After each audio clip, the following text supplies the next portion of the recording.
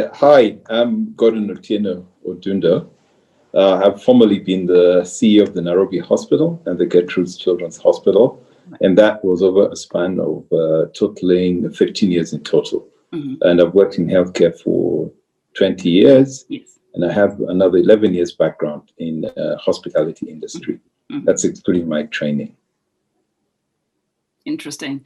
Was this something that you wanted to do? Was it by design that you went into hospitality because your background was not necessarily hospitality? Well, originally, hospitality, yes, in hotels and hotel management for about 11 years. And hospitals came at a time when I felt that I needed to work in a more challenging industry. And I believe that worked out very well for me in the end. Okay, so why did you need coaching? By the time I was meeting you, Gordon, you were already CEO of Gertrude's. You had risen to the top of where you could have gotten to in terms of your career within that particular organization. Why did you need coaching? Well, I had never, to be honest, had any formal coaching until I met you. And basically, yes. So I found it interesting. And when you said, Gordon, this is the program, would you like to do it? And I quickly remember I said, no, well, it's why not? Because at leadership positions, although it seems fashionable, now it seems like a trend that most leaders, particularly in the West, always have an executive coach and executive coaching. In our part of the world, which is Kenya, really, it's something that is starting up. By the time we took it off, I said, wow, this would be nice. How can I have somebody to coach and mentor me? Because half the time we're doing it for other people and nobody ever sets it up for you. And that's the reason why I took it on. That's right. When you're at the top level of any organization, most people expect that you know everything anyway. And because you're usually the one giving instructions, giving guidance, giving counseling, giving direction, it's expected that you know everything. And that can be a very lonely place for most leaders. You find that you give a lot of feedback, but little feedback comes back, usually because people don't want to upset you if they have some feedback that may be seen as negative.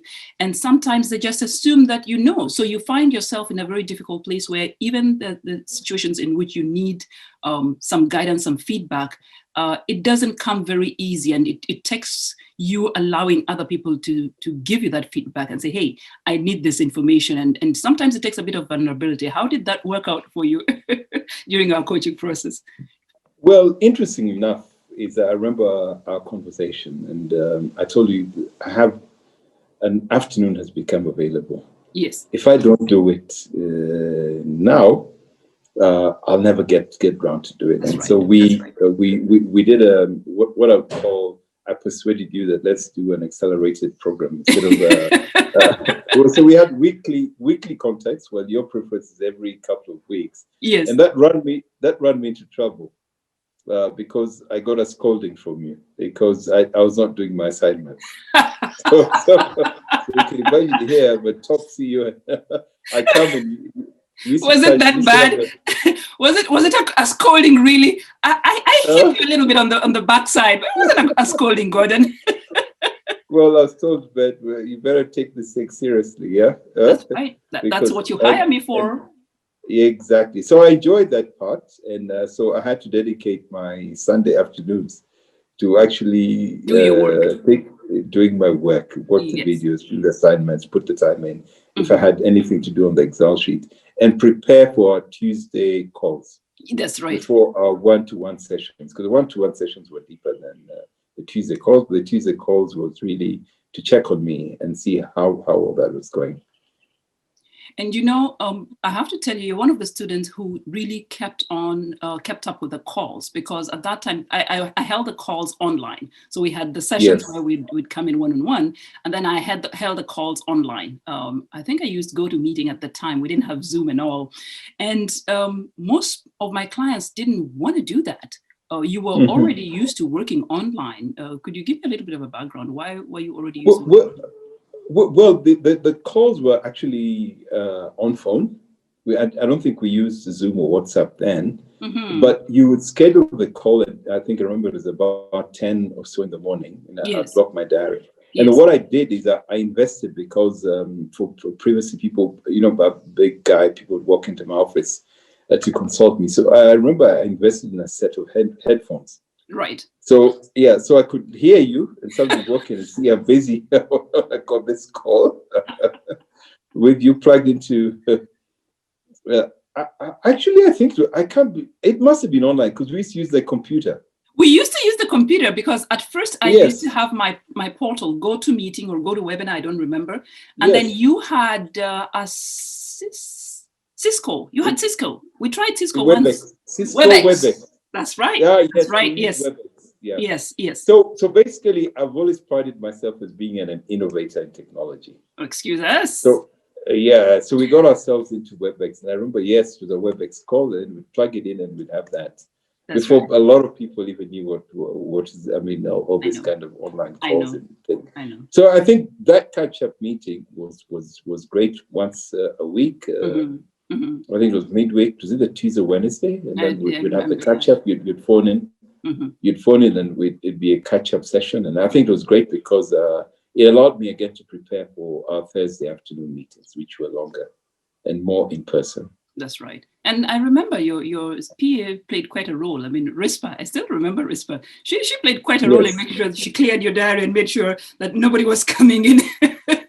Eventually, when I came to do a session with your team, she said, Seraphine, you have given me quite a bit of work this past few months. Yes. Yeah. Amazing. So what did you benefit from all this?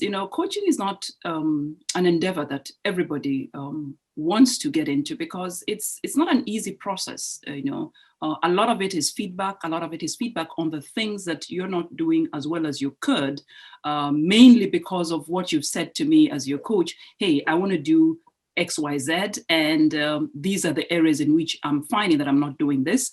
Or it would take for our process to work for a few weeks, and I would notice, hey, Gordon, this area is not working well, that area is not working well. How did this benefit you? I think coaching with you, Seraphine, was one persistent question you kept asking me. And you'd ask me, define yourself. Who is Gordon? and I could only define myself with my work. And you asked me questions, and you said, Gordon, that's not enough. Because when I talked about what I was doing, it was I'm doing the A, B, C, D for my work. And you asked me, Gordon, what are you doing for your health? Wake up call. Gordon, what are you doing about your family? That's right. How's your relationship with your spouse, your children, your relatives, and all that? Gordon, tell me about what else you're doing. And I'll tell you I'm doing A, B, C, D. And you say, why are you doing that? How is it going to be a benefit for you? And I know it can be very intrusive. Yes, but it really helped me change everything that I was doing. And I remember you asking me, what are you doing for Gordon?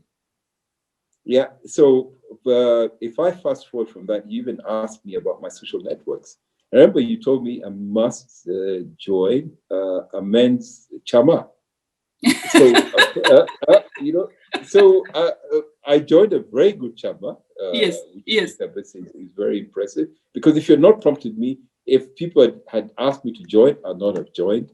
I joined another one, which is for people slightly older than me.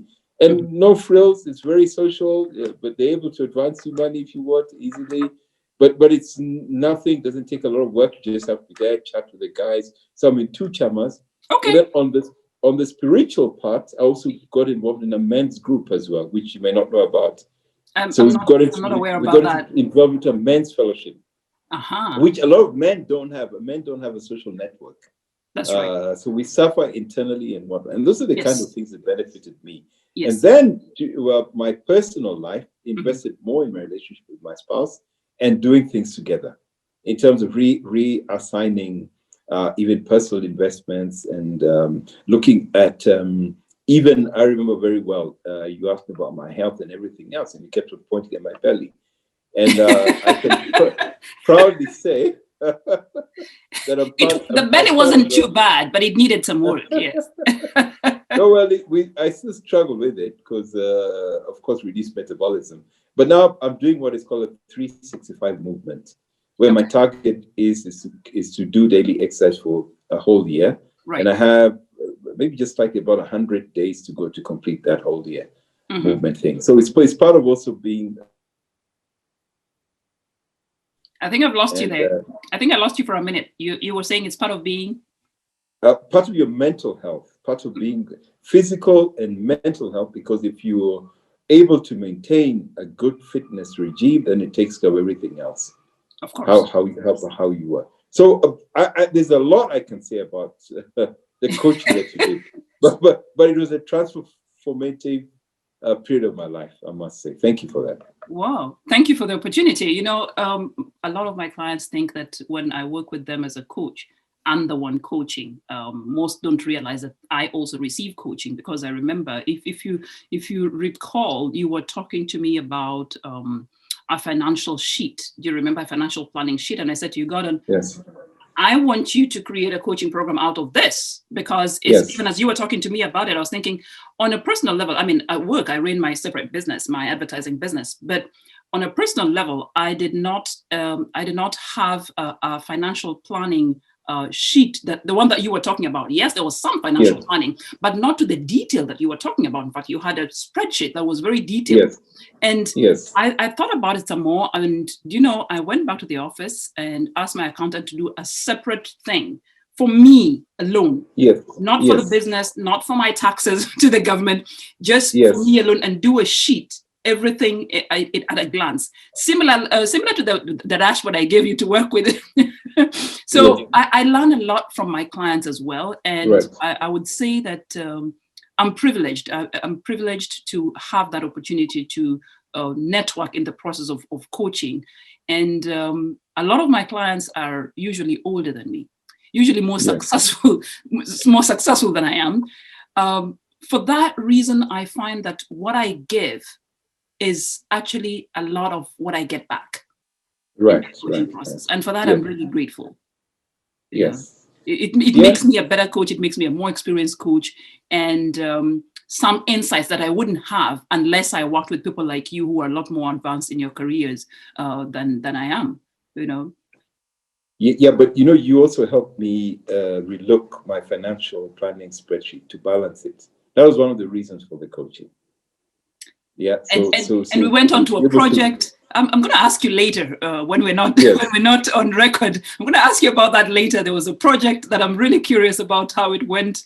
I remember that. Yes. Mm-hmm. Okay. Well, Gordon, I really appreciate your time, and it would be great to catch up some more and just find out, hey, what's happening now? What are you working on? And it's time for you to launch yourself as a coach. You know that? You keep telling me that. I was actually even right now on a webinar before we started this. Okay. Somebody encouraging people like me to use our years of experience. There you go. To actually coach. And based on also what you've been showing me, I have been coaching people pro bono, basically. And so I've been trying to tell them, guys, it's over. You can't have me every 2 weeks, every Monday, just for free. Let's talk. I would like you to create a course. In my mastermind right now, I have a separate section that's just how to create a course. A lot of professionals know a lot. They have a lot of experience. They have a wealth of experience gained over the years, but a lot of them are just not aware that you can take this and create a sequential course that you have people buy into. And believe me, coaching is not one of those things that you have to go to some place to get training. Coaching is about sharing life experience in an order that helps another person. And usually it's from a lot of mistakes that you yourself have made or seen other people make in the course of your career. So it's, and most people think you have to have some kind of certification. It helps you with all that, with organizing your knowledge into a sellable program. But anybody can be a coach. Anyone can be a coach. Right. So please, you're long overdue, and I won't take too much of your time, but you can be sure that I'm going to be pressing you for that, Gordon. Thank you so much, Seraphine. And thank you for making me who I am, really. Thank you. And you making me a better coach.